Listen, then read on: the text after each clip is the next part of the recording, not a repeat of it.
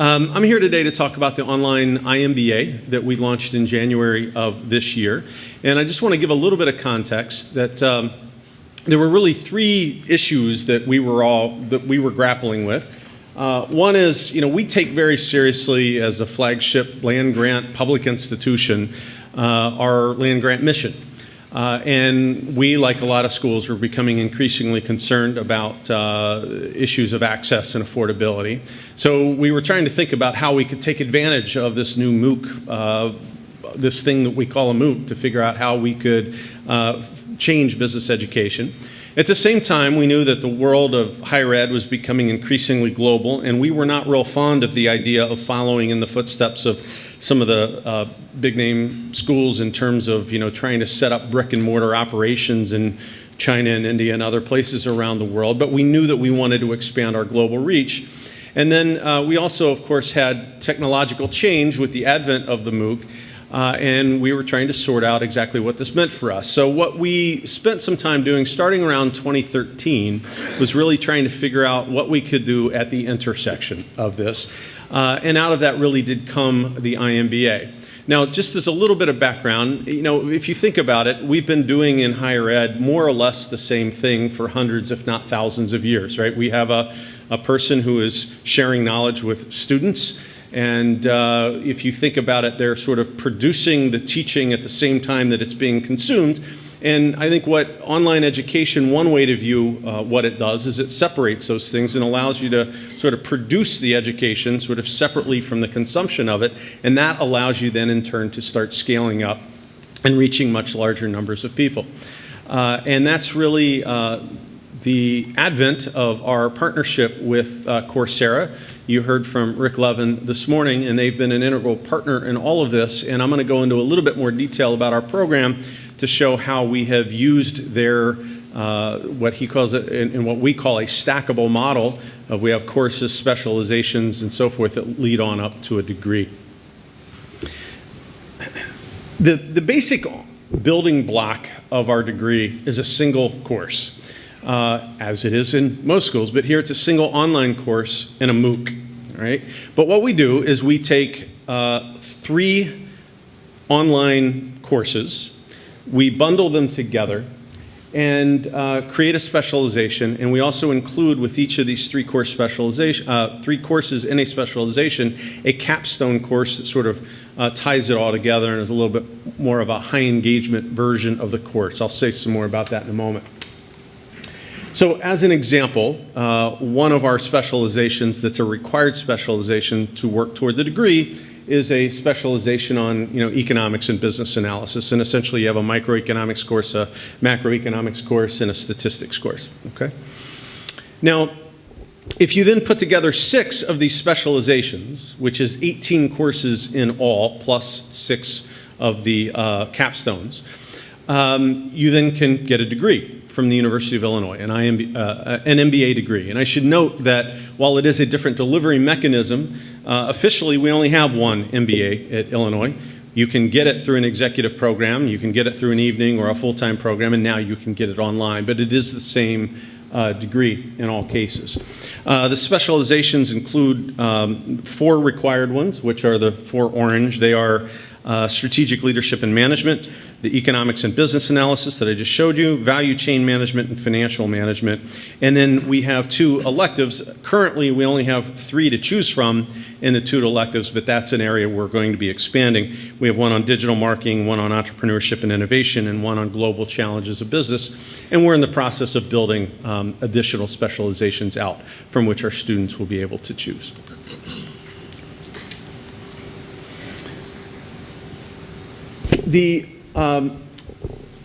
It's important to understand this sort of stackable model. When we first introduced this program, one of my least favorite headlines was a business paper that put out the headline that we're putting all of our MBA content online for free. And everybody was like, well, what's your business model, right? So that's partly true. And what we mean by that is that all of the information that is in these basic building block classes, all of the video content that we have created is out there as a MOOC. And you can go and take any one of our now 21 courses that we have available for free. What we do, however, is that we augment that with the capstone course, and if you take the class in what we call a high engagement version, and particularly if you're taking it for credit, then there's a lot of additional material that comes along with that. Additional assessments, additional material for our IMBA students and other students that are enrolled for credit, although perhaps not in the degree program. We do lots of additional stuff. Whether I took out some of my photos and so forth, but we'll have a IMBA weekly news program where I might sit down and interview the professor and we broadcast it out, or the faculty will have live engagement in real time with the students. We've built out a number of studios down in the basement of our new business building that we call our virtual classrooms. They have the ability for the faculty member to do videos in there with all the fancy technology. You can do the weather reports. We can put you in front of any background you want. But they also have the ability to see on regular screens all of the students that are logged in with a video camera and have live engagement, so that if a student wants to ask a question or make a comment, they'll enlarge on the screen, and it's a much more interactive piece. And that all comes only with the high engagement version of the course. Now, there's three ways. I know you're all interested in how do we make money off of this, so let me, I won't go into lots of detail, but let me give you a basic idea. There are three pieces to this business model. The first that Rick Levin spoke about already is that we have these specializations out there that if you take 3 courses in an area, you can then pay a little bit of money to Coursera and get a certificate. And as Rick said, that's now one of the most the second most highly cited certification on LinkedIn. We've had many, many thousands of people that have taken our courses, especially like our digital marketing class, and many of which do the specializations. We share that revenue with Coursera. You can then move into the high engagement version of the course and actually get credit from the University of Illinois, even if you are not in our degree program. So some students are using this as an opportunity to show us, look, I can handle this work. Maybe they didn't get admitted into the IMBA program because we're only taking about a quarter of the students that apply, and they will enroll for credit, either because they're going to try and transfer that credit, or they just want the credit, or because they're trying to convince us that we should allow them into our program. And we charge tuition for that at about $250 per credit hour. Then we have the degree, and the degree, again, similar. It's basically similar pricing model to the for-profit. To the for-credit model. And when you add it all up, it's about $20,000 to get an MBA, which is obviously a small fraction of the cost of an MBA in a traditional setting. Now, a lot of people ask me why Coursera, and I had this slide long before I knew that the Coursera folks were going to be sitting in the audience. But Coursera has been a fantastic partner to us. In fact, I don't think we really could have pulled this off without them. There are lots of things they bring to the table, but 3 in particular. The first is marketing engine. I mean, they're growing, I think Rick said, 500,000 learners a month. They've got over 21, almost 22 million people out there that access the Coursera website, and they've got fantastic data on which these people are interested in business and so forth. They've also got terrific analytics, not only that we can use for marketing purposes, but also analytics in terms of our classes themselves. Where are students having problems? We can track almost to the, really to the mouse click. You can find out, are there videos or something that people are having trouble with the content, and they can give that kind of feedback to the instructors to help them improve the class. And then, of course, the ability to scale. I will tell you, it is extremely nice to be able to run a huge online program, and I'm not the guy that has to worry every day about the servers and all that kind of stuff, right? I mean, we're letting them handle all of that, and there's a lot of other things in the background as well. So they've been a great partner. Give you a little bit of information about the program. We admitted our first cohort in January. We took about 100, actually, we had about 550 people apply in the first cohort. We accepted 120, 115 of them came, approximately. We admitted our second cohort in August, so we're now up in total to just over 270 students. We're going to continue to scale this as we go forward. We'll be admitting our third cohort in January. This basically looks like a very high quality executive MBA class. That's how we've been admitting students so far. 12 years of average work experience all over the world. We've got lots of fun stories we can tell. There's even a father-son in the first cohort where the father's a retired U.S. Navy admiral and the son is a fighter pilot in the reserves who is working as a tech executive by day. They live in different states. They're both in our program.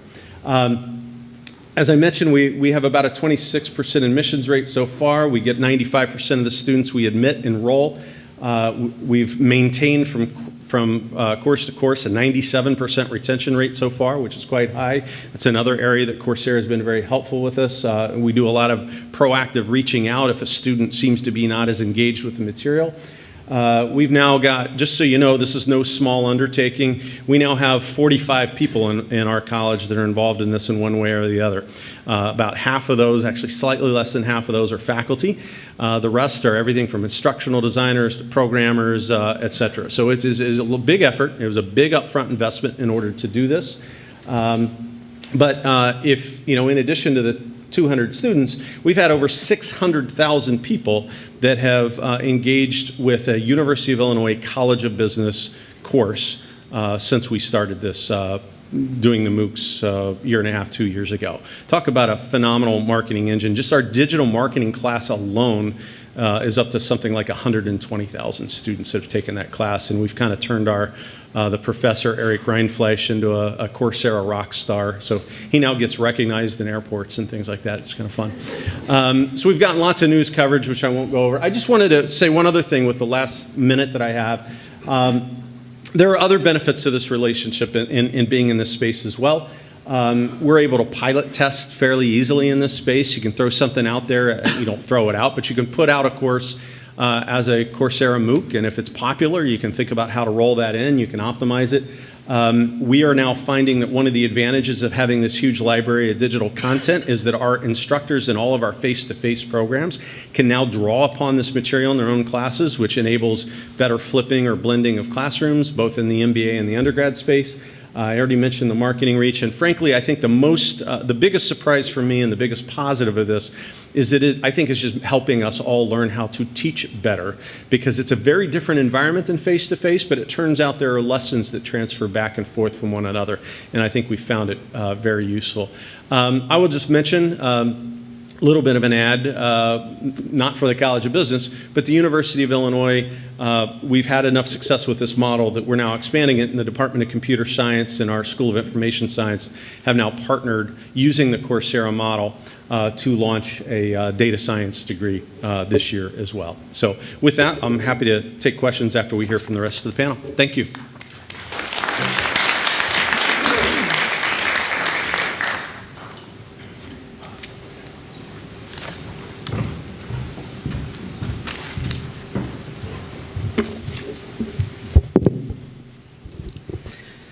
Thank you. I would like also to add my congratulations to the Rutgers team for their very efficient and continuously detailed work concerning this event, this conference. Just a word or two about Temple University and the Fox School of Business. Temple is a large university with about 40,000 students. The Fox School of Business, with its affiliate, the School of Tourism, is about 10,000 students. So it's a lot of students. We have largely about 7,500 undergrads and 2,500 graduate students, and 225 faculty. So it's a very large school. Despite all of this, still the online student population is less than 1,000 students. Unlike our two former speakers, including Coursera, we present a completely opposite model, building something from the ground up. But I'll start with the outline that you wanted, namely we'll outline the successes, the lessons learned, and some of the trends that we observe. So starting with successes, I believe that we have found a way how to attract our students, especially through social media and analytics. Our students, as well as other online students, have approximately 12 years of experience. We found a very interesting niche of high-ranking professionals, especially physicians and military people, as well as surgeons for some reason, but it works very well for us. I also will mention the high rate of retention and the great satisfaction of our alumni. I would say that our program has kind of 4 strong pillars. It's the quality of the programs, the rigor of the program, the integrity, and the synchronous relationship that we build with our students. And I feel that these 4 are really the components of our successes. Internally, we have found a way to convert our faculty online teachers to a whole series of motivations and innovative ways how to engage them, including also virtual advising, professional development sessions. And in the recent years, we also found concentration, specialization, dual degree options with other programs. A unique feature, we have created almost a 2,000 video vault of videos of our own faculty that every student can access it from anywhere, anytime. And our entire curriculum is run on 3 kind of carousels, entries. And obviously, we are very happy with the validation of the US News and World Report, giving us a #1 ranking for the last 2 years for the MBA and #6 for the online BBA. So some of the few lessons that we learned. While we are drawing from all over the country, likely students from at least 35 states, as well as abroad, the truth is that most of our students are usually from up to 100, 150 miles around Philadelphia. We provide a lot of services to students, as you heard before, career support, guidance via also our own staff, but especially also outside professional consultants. We're focusing on understanding the students' needs by running a lot of focus groups very early as they come to school. We are very sensitive to pricing because we believe students look for value. That is high quality programming with reasonable cost. And therefore we try to control our enrollment, which could have been by far larger through really being selective with the course with the students that we fit the programs and will be successful in graduating. So what about the building of our brand? We really started with all sorts of partnerships and ultimately reached very quickly a conclusion that it doesn't work well. So we went back and tried to build the whole infrastructure from within. I'm not saying that there's a downside necessarily to working with outside partners, but certainly it is much better to work it within your school, developing a culture and really getting the whole aspect and the logistics around so you can really grow and scale from there. I think a very important part is the rigor and the flexibility. We want to make sure that our program is as rigorous, if not more, as Dr. Levine said, than even the face-to-face program. But convenience is the key feature, and how to make it work together, I think, is the key. Integrity with convenience. I think integrity is going to be one of the most important issue of online, and we are on top of it from basically day one and continuously seeking ways to make sure that there is a high integrity in this entire process, because I think the future really depends on that. For that, we have a 24/7 kind of support outreach, including even a student advocacy team. For us, residency and hybrid, meaning components of synchronous learning, is a very critical aspect, because ultimately we expect these students to be our alumni, and we try to interact with them as much as possible. This is at least once a week in a synchronous session and a residency program at the beginning of the program. Some aspects of curriculum and course design.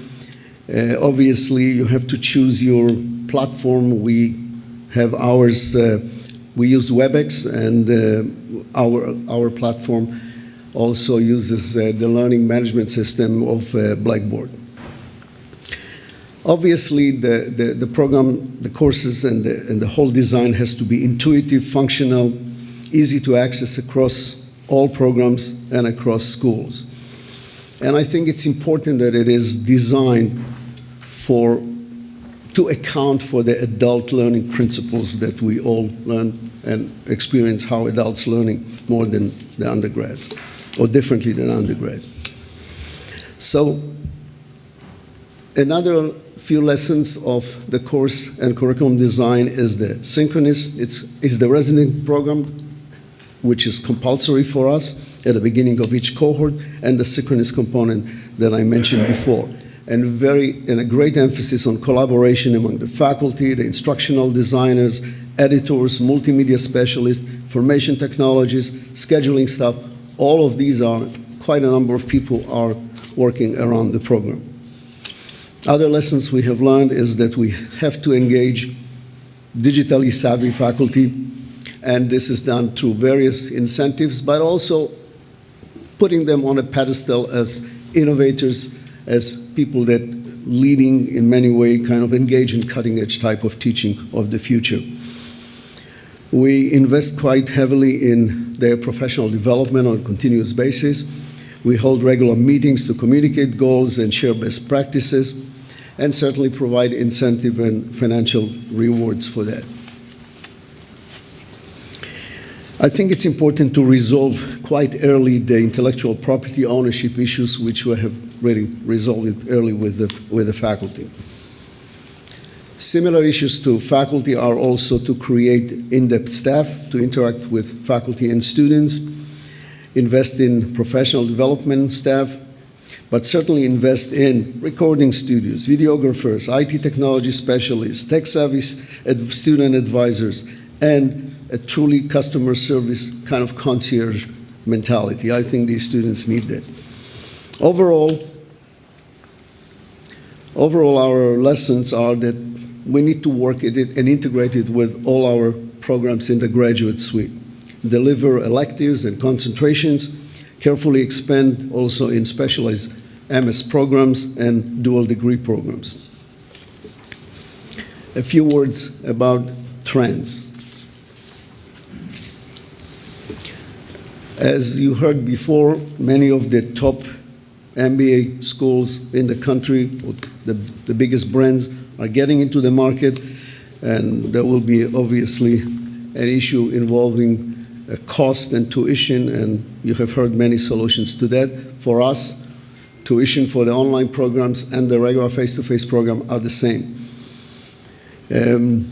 I believe that the schools that engage in online the online MBA delivery have to develop a consortium to make sure that the quality of the program is maintained, to make sure that the integrity of the programs are, and really advocate for the quality component, because I believe still there are certain companies or certain images that think that online is some sort of easy or giveaway degrees of sorts.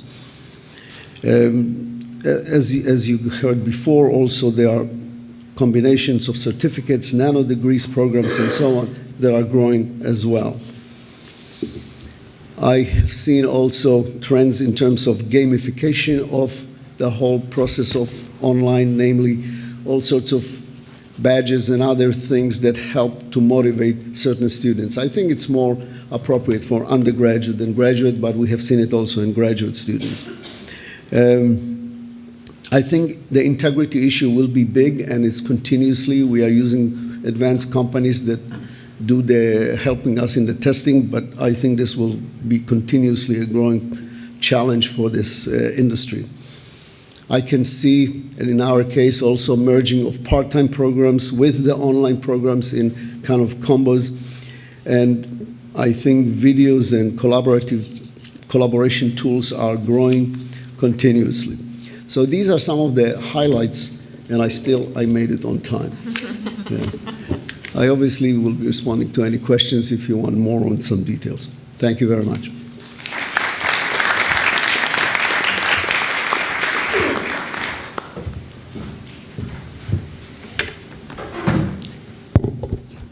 See if I can get my slides up. So my name is Idalene Kesner. I am the Dean at the Kelley School of Business. Our online program is called Kelley Direct. And before I get into that, I just want to once again thank Dean Lay for the invitation to join you here and really the whole Rutgers School. This has been a wonderful conference, and we very much appreciate being a part of this conference. This is a picture of one of our students, and I think it just really illustrates the idea of online. Let me just say that nowhere in Bloomington does the scenery look like this. Absolutely nowhere. We don't have any cacti around our town. We have beautiful rolling hills that are lush and green still, and in a few short weeks they'll be turning to these beautiful autumn colors. But this is one of our students, obviously in a different location, engaged in online learning, and that is the beauty of this, the flexibility of this. So I'm anxious to share a little bit about our program with you. You will hear many different models. Our model is closer to the one that you just heard about Temple University, closer than University of Illinois. But I think what you're going to hear are a lot of creative options for thinking about the online space. I'm going to go rather quickly through the basic content to get to some of the lessons that we've learned and some of the observations I have about the industry going forward. So let's just talk briefly, and I apologize for the small type, but this really is just context for our program. We are, in fact, a leading 2-year online MBA program and combination MS program. The average time for students to get through our program is about 2.5 years, because some students do it at a slightly slower rate, but it does run all year round, so including the summer. For our MBA program, we are 51 credits. That's 39 core credits followed by electives. And for our MS programs, that's 30 credit hours that we have, and both have this very significant online component. We have 6 online MS degrees. We're continuing to create more. These are these specialized degrees that we talked a lot about yesterday. We've developed quite a few partnerships. In fact, we began as a partnership program with corporations, but we maintain many of those specialized partnerships. General Motors, Ingersoll Rand, John Deere, UTC, among many, many others. And we also have many academic partnerships, including our most recent one with University of Manchester, which is partly online and partly in residence in their various locations around the world. We also have similar programs with schools like SKK, Sungkyun Kwan in Korea, and many others. We were among the first to enter the online space. We entered in 1999, so we were very early on in the online space. We started with only 14 students. Today we have more than 650 students and approximately 300 who graduate each year. They're taught by the exact same faculty in all of our programs. We don't have a separate faculty. We don't rely on others from outside the school. So all of our programs rely on the same faculty, and the quality of the students who've entered our Kelley Direct online program has been very consistent with many of our other programs. So our average GPA, just around 3.4, GMAT scores 643, actually a little bit higher this year, average of 7 to 8 years of work experience. The student diversity also matches all of our other programs, with the one exception: we actually have a lower percentage of international students in this program, much more domestic in focus. Some of the successful features that we have had integrated into the program: we have live case studies that occur during our in-residence, which are optional, but most students take advantage of it. So one in the first year, one in the second year.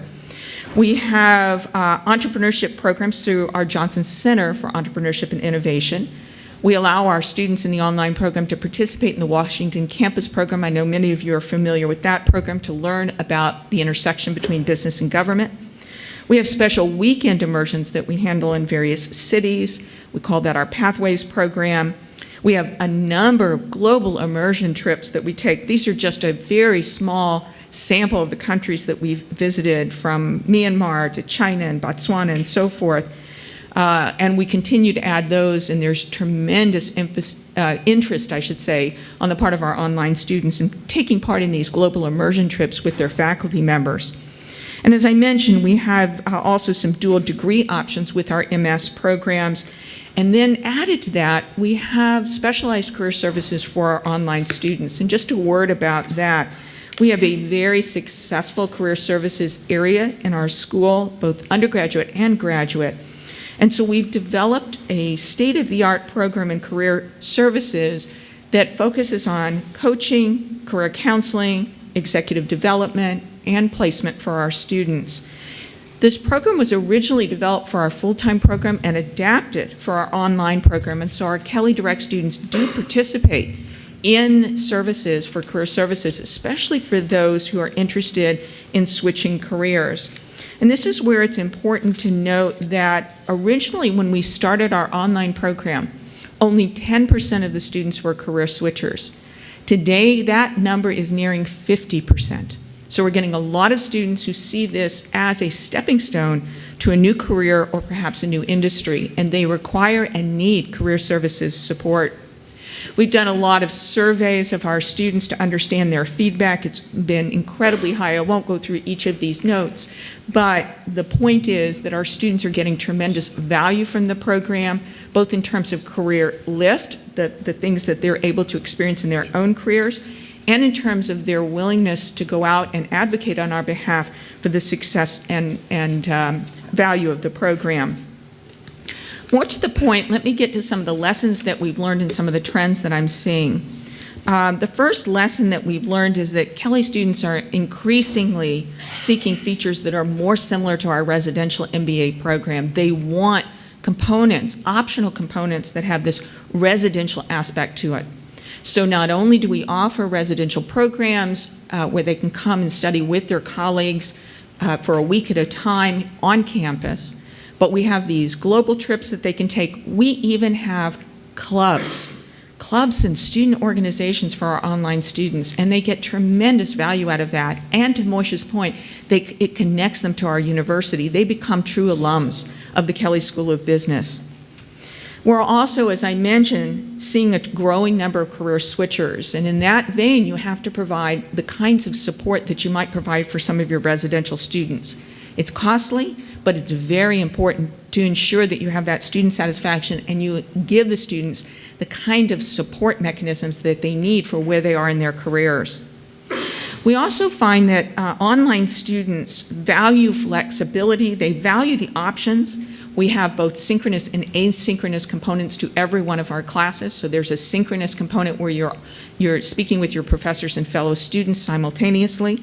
There's an asynchronous component where every one of our classes is recorded and students can go back and learn, watch the content again, or reevaluate what has been said if they so choose, or watch for the first time if their jobs have taken them away during the particular synchronous aspect of it. And as I mentioned, just tremendous options in terms of trips and things like that that they can take. The other thing we've noticed is that our Kelley Direct students have a much greater need for clarity and transparency and advanced planning. Now, that's not to say that our residential students don't value those things. They have tremendous value. They place tremendous value in, obviously, faculty members providing planning, very detailed syllabi, transparency and clarity, but the online students really, it's a necessity because of they're fitting this in around their work experiences. And so we've had to encourage our faculty to ensure that they have those elements built into the programs and the courses that they're teaching. The lessons that we've learned from a faculty perspective, those were lessons from a student perspective, but from a faculty perspective, the faculty value and need the support mechanisms that were talked about before. This is course development, technology support, 24/7 technology support, and facilities in which to do some of the recordings and video activities that are very important to online education. Our faculty also appreciate teaching options. We allow our faculty to treat this either as in-load or overload. It's their choice. And so that flexibility also is valued, especially by our research active faculty members. And we've learned that prompt intervention is key. We monitor things very carefully when we see a faculty member struggling, when we see negative comments on social media, or even students who are responding to us directly. We intervene immediately and address the situation. We don't even allow it to, we don't wait for the end of the semester faculty evaluations. We don't allow it to percolate even a moment further. We intervene as quickly as we can. We also feel it's very critical to clarify faculty responsibilities up front. And that's especially our expectations vis-a-vis their communications with the student. We expect them to respond to student inquiries within a 24-hour period. We expect them to be accessible. We expect them to have these synchronous components. And so you have to be very clear up front with what you expect of the faculty. We do allow, however, our faculty to maintain a very high degree of independence in their instructional programming for the course. So we want our faculty to experiment because we think experimentation invites new pedagogical techniques and tools that work for online, and we want our faculty members to share those best practices with their colleagues. So we actually encourage creativity within the classroom. We encourage tremendous variety from course to course and section to section, and then we encourage the faculty to share what they have learned with each other. Just a couple comments about the evolving industry and online world, and then I'll pass it to my colleague John Kraft. We believe right now that the separate rankings that are going on in terms of the online space have really separated decision and the influence of rankings on the online student. So it used to be they would turn to residential rankings, and they would use the residential rankings as a guide to the best programs. Now with separate online rankings, they're looking at those more carefully, and they're not using the full-time residential programs as a guide to which programs to choose. We have absolutely no concerns about the acceptance of online degrees by domestic recruiters. In the early years, 1999, 2000, we saw some questions about whether the online degree was as good. Now we're seeing our recruiters accept it without question and really value as very much a tool in their arsenal this online programs as a possibility. We've also seen, I've seen the hybridization, the specialization, the customization, which is one of the fastest growing trends. We talked about it yesterday, we're talking about it now. Lots of specialized programs coming out for special audiences, whether it's programs for doctors. We have a special program called the Business of Medicine. We have a special program for educators called the MBA for Educators. Very niched programs. We even have a program, believe it or not, an MBA for the NFL Players Association. So we have it all. And these are very tailored audiences. We also have these specialized functional areas, these MS degrees that are very customized for different functional needs. And of course, you've heard already that the competitive pressures are heating up. That includes low price entrance, it includes faster entry using partners that you've heard about this morning. So the marketplace is changing in very many ways. As a participant since 1999, the evolution is staggering to us. We've seen such a dramatic change in what's going on, and I expect in the next 5 years to see just as much change happening. So like others, I will postpone taking any questions now until the end of the presentation, and John Kraft, up for you.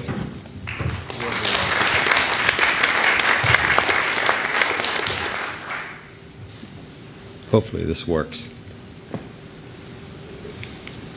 Okay. There it is. Again, I'd like to thank the people at Rutgers and for the great support and inviting us to participate in the program and talk about our program. The interesting thing, by being last on the program, I can say we did all of what everybody else said, but it turns out that that's really not true. If you start on the Jeff and move down to us, you move from programs that are, I'd say, completely flexible to ours. Since we've been around since 1998, we have a cohort-based model, so it's slightly different. I'm not going to actually talk about the slides, but I'm going to talk about some observations of things that are important. We actually would have launched our program in 1997. We got the idea of doing an internet MBA program. We called it, I forget what the name was. It was based on kind of a lecture capture concept, and about 3 months before we launched it, we really realized we weren't as smart as we thought, so we scrapped it and started all over. A couple of points I think that have come up from other people. Our program is less structured in terms of what we tell the faculty to do. Basically, the faculty design a course. They then are in charge of how they're going to deliver it. They decide on the assessments. So you don't have it look like a newsreel. It looks like actually very distinct courses because all the faculty approach it differently. And that's been the same model we've kept all the way through. The other thing we've kept through is this cohort-based model. Now what has changed over time is that we've introduced a lot more technology. We've come to realize that while content is important, that's not the main differentiator or driver of the program. It's adding other features, other services, other technology, and being more flexible in the delivery. But we still basically offer this program. It's over 7 terms. It takes, everybody starts as a cohort, finishes as a cohort. We initially started with 1 cohort. Now we start 4 cohorts a year. And in our big scheme of things, we produce about 1,300 graduate degrees a year. About half of those are MBA, weekend MBA, online MBA, and then the other half are specialized masters. That's probably not going to change. We've been gradually growing more graduate.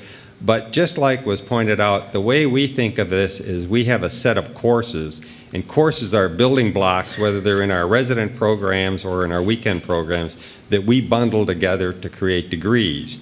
And so what happens is that a faculty member develops a course that becomes part of some degree, and it may be in various different degree programs. So the faculty member develops some expertise that also allows them to get scale and that they don't have a lot of preparations.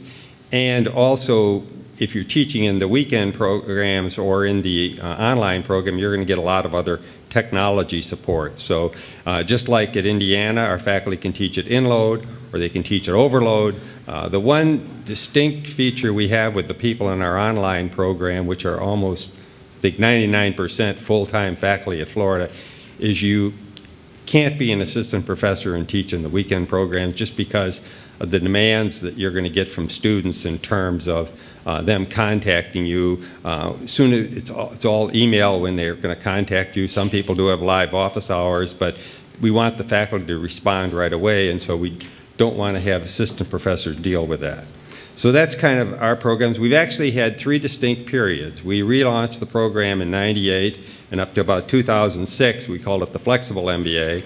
Then we switched to what we called the Internet MBA, and then recently we've gone to an online. And I'm going to kind of go through these various stages of the things we've introduced. The basic concept is remained the same. It's a cohort-based. The people come at the beginning of the semester and at the end of the semester for 2 days. 1 day is finishing up a class, the next day is starting a class. And faculty use this for various presentations that are different from what they do during the term. They may use it for some kind of examinations. They may use it for a lot of other different activities. And then some faculty decide that they don't really need that, so their course is completely online. Now, I've been teaching in the program since about 2006.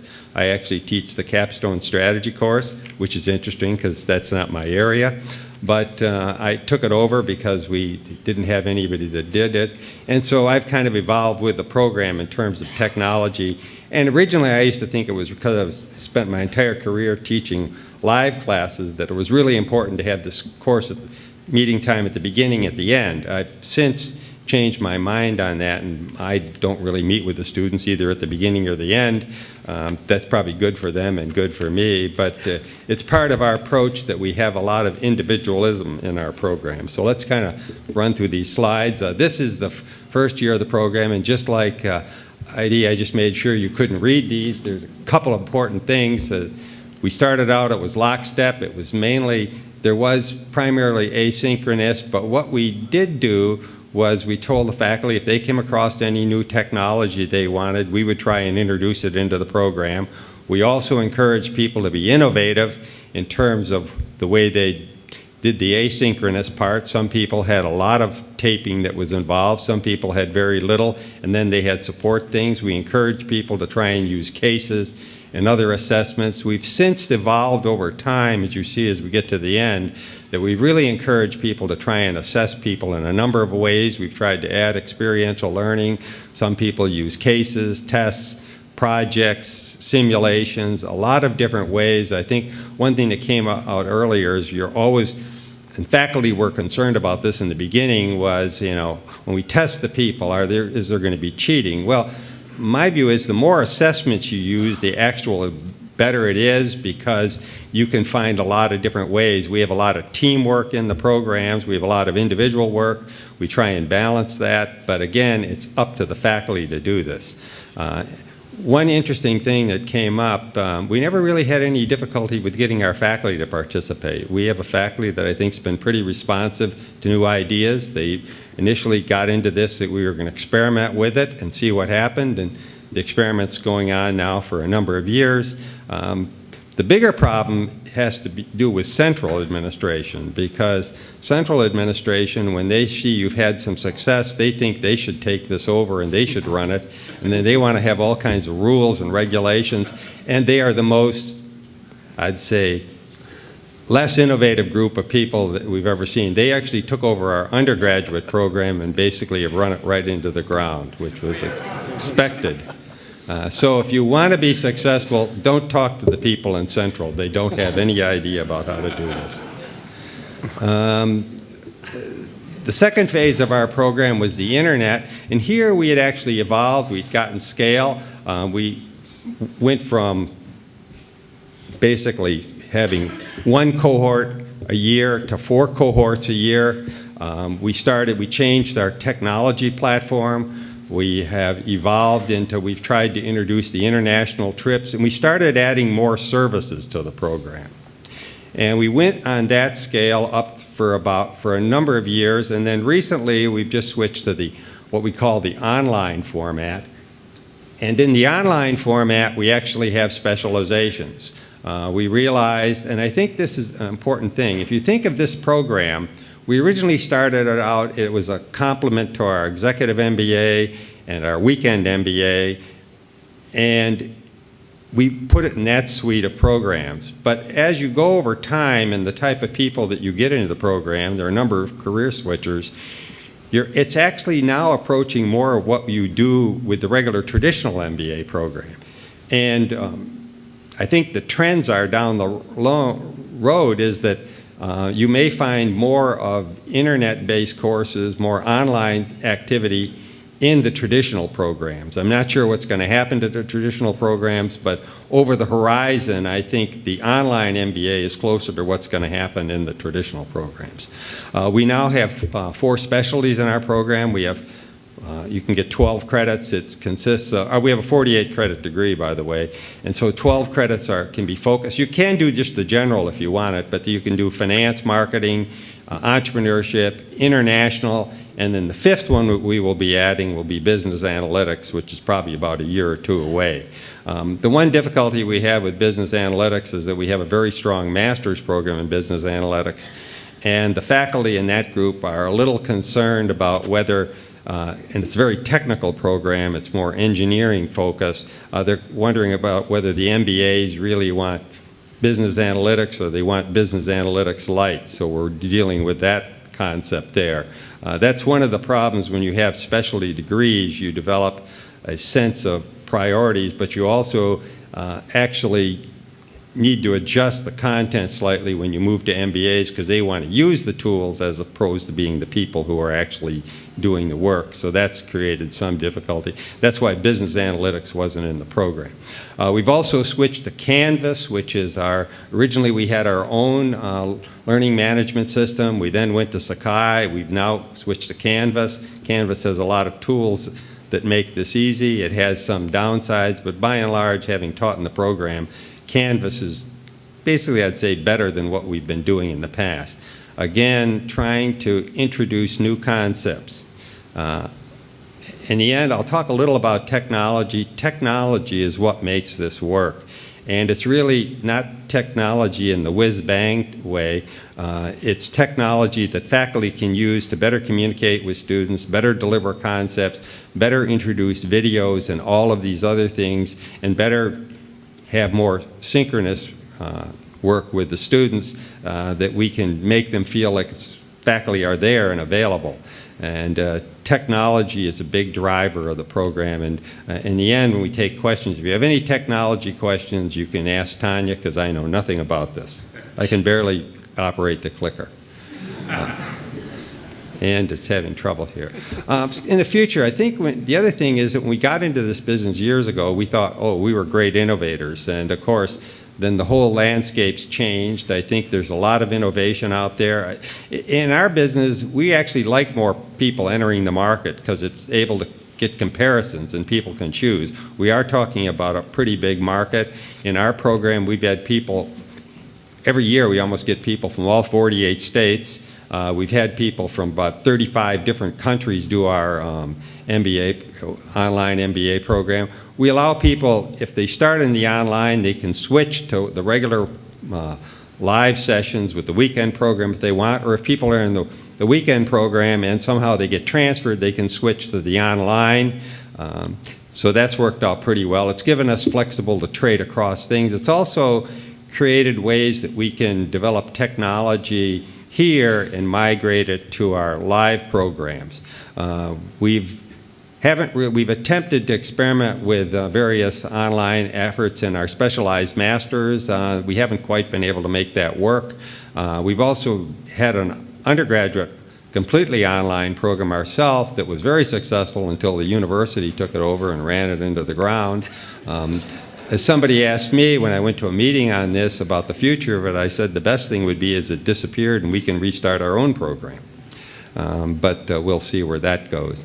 The other thing is that while content is important, I think the way to think of this is the way that Coursera thinks of this. You have these products that are stackable. And the people who deliver these stackable contents, whatever it is, they're always going to be there. But the real growth in the program is how you can support the students in the program with other sets of services. I think we've gotten into the business of providing them with career services, primarily because we've seen that this program has migrated to look more like the traditional program than our normal weekend program, that a lot of people are career changers in this thing, and we have to provide them with services.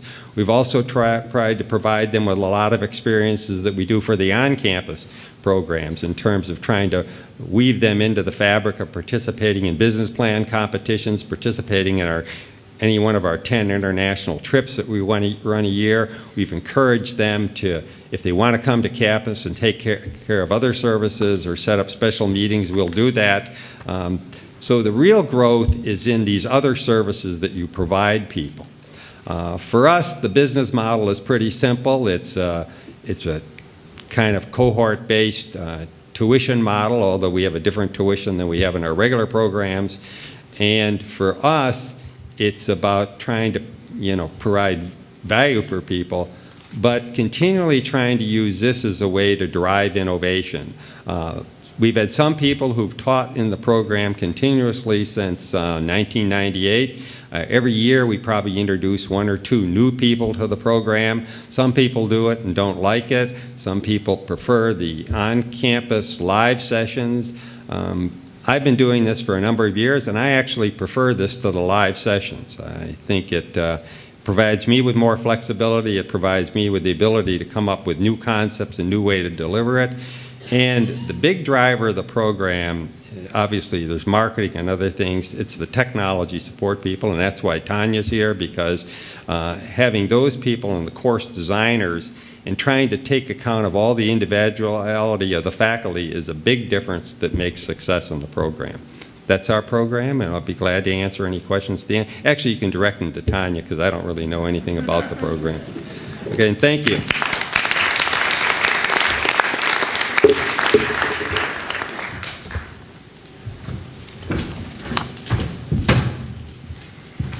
I'd like to thank the panel.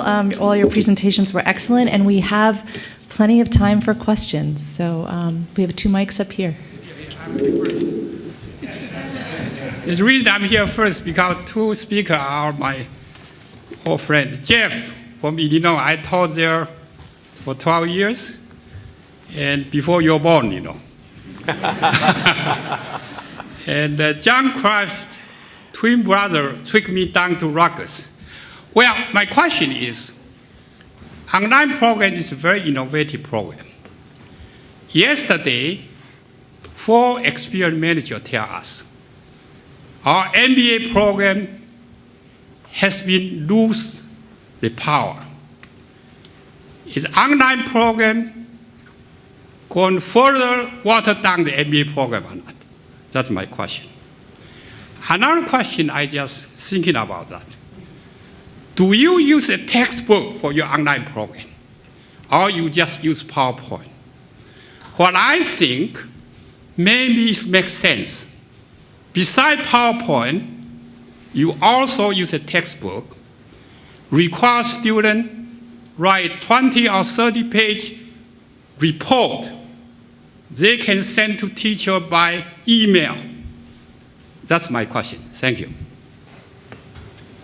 Okay, in our program, it's the people actually, it's up to the faculty, but there is a lot of writing.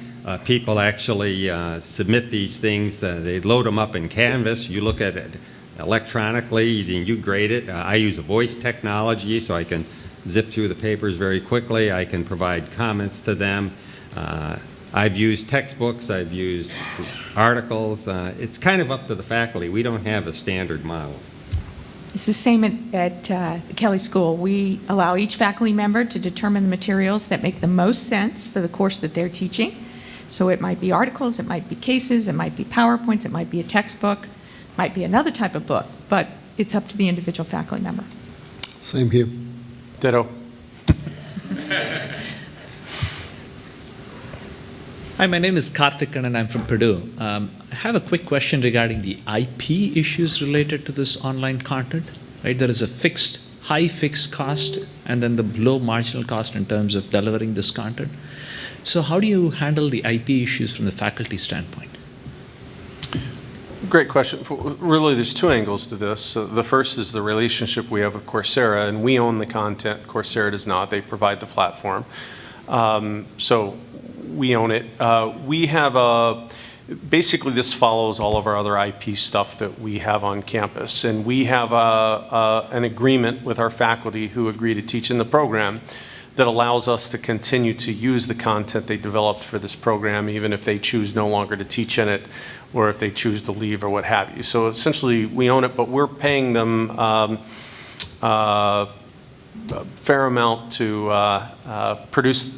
create the course, and then we also pay them to teach it. But by and large, it follows the same IP rules that we have that govern almost anything else we do on campus.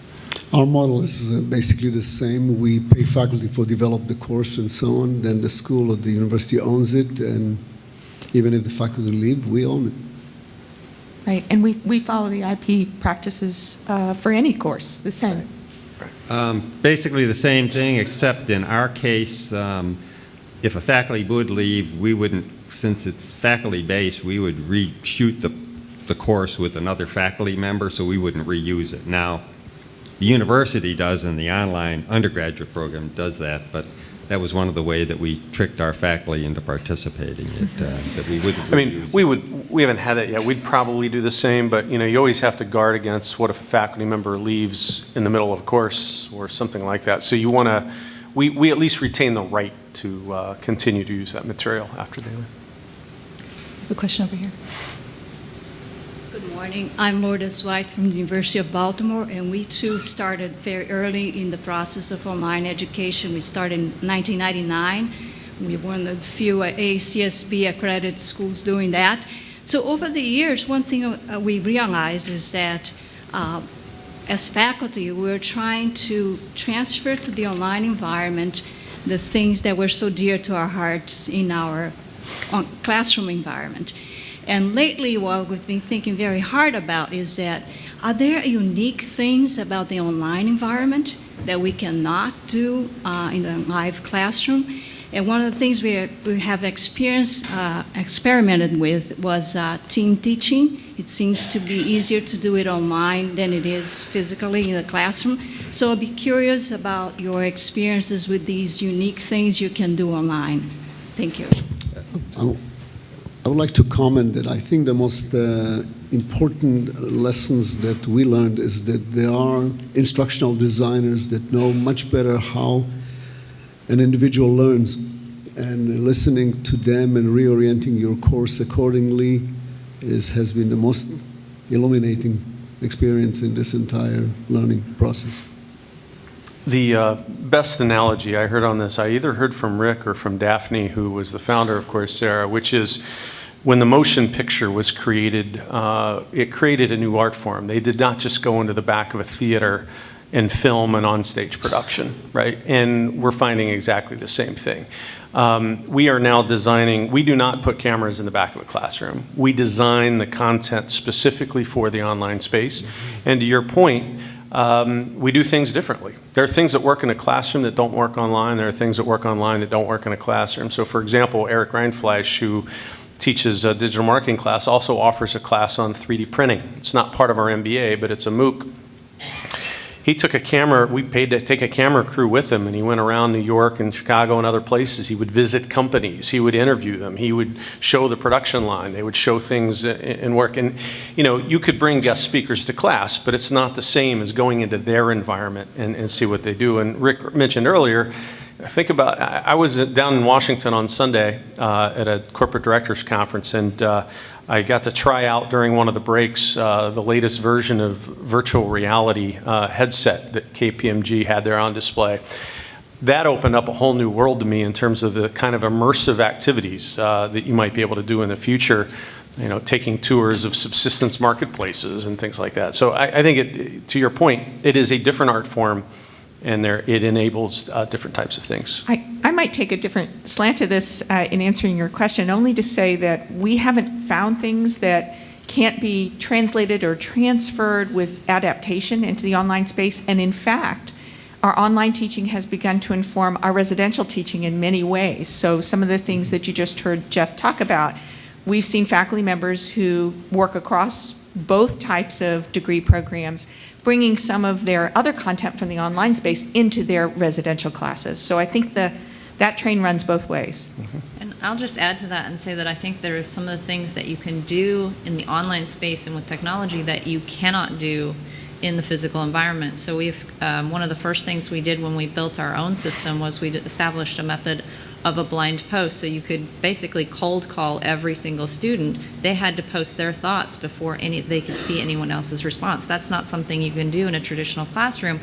It allows for ways to structure the students' learning in a way that is not possible when everyone's all in the same space, and some people can just kind of lean back and wait and see what other people say and chime in with an amen.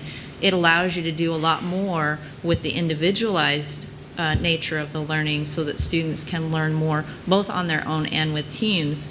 Then you start bringing in tools like simulations that allow students to have actual real world-ish experiences with making decisions, with playing around with the different components of the interaction between two decisions they might make. And those kinds of things are things that are very difficult to do in the time and space boundaries of a classroom. Okay, we have a question over there.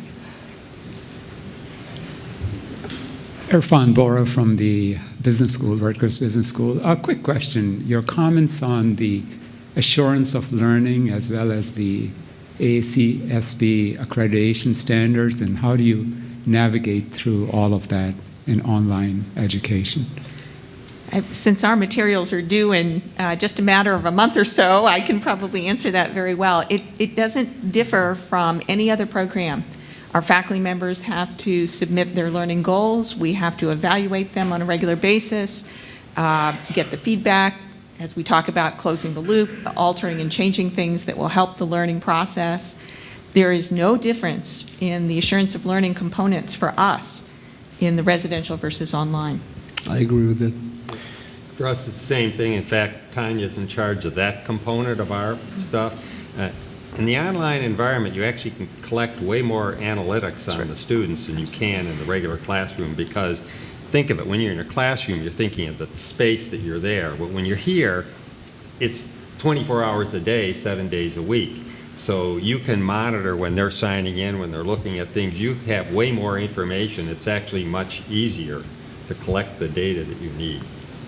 Yeah, that's exactly what I was going to say. I think if anything, it's easier because you just have so much more data available. Okay, we'll take a question over here. Hi, I'm Paige Wolf from George Mason University. I have sort of a similar question along the same lines with regard to class sizes. And I think one of the things we're considering is, the developer, the faculty developer who's academically qualified, meets the AACSB standards. But as you scale, have any of you experimented with 100-person classes with like adjunct type people running 25 sections or some kind of model like that? Okay, so in our MBA program, the class sizes are roughly limited to 65, we say. So the average size is somewhere between 55 and 65. So we graduate like 250. At the undergraduate level, we have classes that are electronically delivered that have 2,000 people. 2,000 people. So now, we had been doing that for years, and that's what we thought gave us this great advantage jumping into online, but of course we were misguided in what we thought, and so we manage both of these, and you figure out how to do it. And actually, by using online, even though they're live sections, you run them like an online program. You can add all kinds of support in there.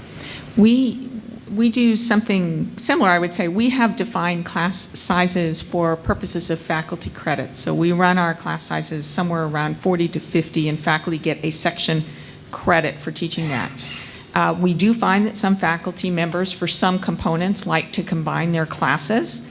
Maybe they can allow all their sections to chime in during a particular online session, and maybe they can offer a couple of those to ensure that students can take one or the other. But we allow the faculty flexibility, but for credit purposes, we do define what a section size is. We experimented with different sizes, and we are kind of reaching a conclusion that probably the largest size is about 75 to 80 students, but anything above 40 students, because of the synchronous component that we have weekly, we provide assistance in the form of kind of an adjunct support for faculty about the 40, 45 mark.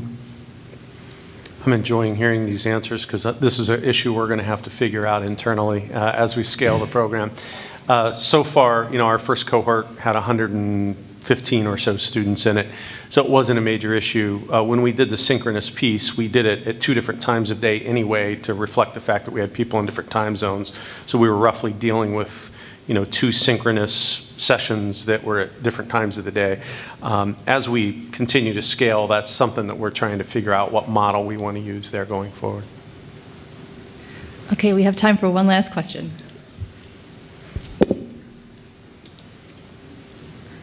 Hi, I'm Janelle Goodnight from Western New England University. My question, there's been a lot of investments that you've talked about relative to putting these programs together. One of the things that we're looking at very closely right now, in addition to accreditation, obviously, which we have, is quality matters, and particularly the standard relative to access for students with disabilities. So I'd like to know what kind of investments you're making along those lines. It's a good question. There was an article yesterday in, I think, Inside Higher Ed about Berkeley, essentially saying they were going to have to pull off all of their online content because of the government had said that they were not in compliance with ADA. We started from the very beginning. The University of Illinois has a very strong history and tradition of access for disabled students of all kinds. We've got lots of Paralympic athletes and that sort of thing. So we've made sure from day one that our material is ADA compliant, and there's a little bit of extra expense involved in doing that, but we felt it was important, not to mention required under the ADA, to be able to do that. Yeah, we follow the same. The university follows the ADA, the federal regulations. We follow the same thing, and that's extra investment for sure. I'm actually going to, again, comment just slightly differently. This is an issue regardless of whether you have online, although it's exacerbated by having online content, but it's an issue for every one of us today. Even the content that we put on our traditional website, such as video content that may be accessible, admissions materials that might be accessible, such as video content, has to be fully captioned and described. And that is coming into effect in 2 years' time. So we're all going to have to be compliant. That's a huge investment that all schools are going to have to make. And I'll just add to that and say that our university is really pushing right now to go beyond, like you said, go beyond just making sure that the videos have captions, but also going into, if you've got something where a professor is indicating something and saying, as you'll see here, then you start getting into the need for descriptive captions that go into describing what it is that the faculty member is discussing, because they're not actually saying in words what the graph looks like and things like that. There's a lot more that needs to be paid attention to beyond just hearing impairment, but visual impairments, using computer screen readers and things like that. We are doing a big effort right now at the University of Florida to try and educate faculty to help them to understand what an accessible versus a non-accessible document is. So helping them to understand the need to use proper headings in Word documents, to use proper accessibility within PDF files, to make sure that the students are able to consume all of the materials within the course, participate in the simulations or other tools that are aligned with the course. But then another issue that comes in that I think is going to impact a lot of people is when you start doing online assessments, and those online assessments also need to be accessible. And so working with you've got proctoring services, online proctoring services that can work specifically through chat or through other methods besides just the audio or video. So there's a lot of pieces and parts and components of this that have to be very carefully considered as you look at making content accessible, and whether it's a reactionary kind of accessibility where if a student comes and says, I need this support, that they're immediately able to get that, or whether it's more of a proactive accessibility, which is a very high expense and huge effort on a lot of people's parts. But then on the other hand, there's also the benefits that come to a lot of other learners by making it's the universal design concept, where when you improve the design of a piece of content for students who have some kind of an extra need, that you're actually improving the content for all students. And so that helps to, I think, justify the expense and the cost and the energy that goes into making these materials more accessible. Jeff, Moshe, Heidi, John, and Tanya, thank you very much for a very insightful and thought-provoking panel. Thank you.